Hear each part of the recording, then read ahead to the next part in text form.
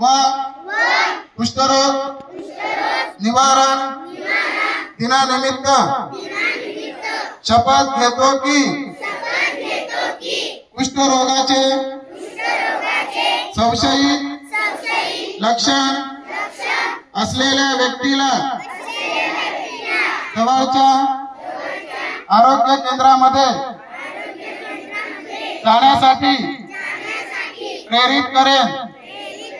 तर कुष्ठरोग असेल तर त्याला पूर्ण उपचार मिळावे यासाठी मदत करण्याची मी दक्षता घेईन।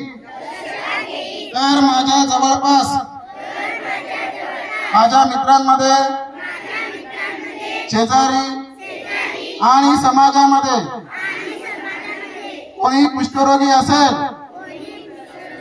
तर मी त्याच्यासोबत बसणे खाणे फिरणे याबाबत कुठल्याही प्रकारचा भेदभाव करणार नाही।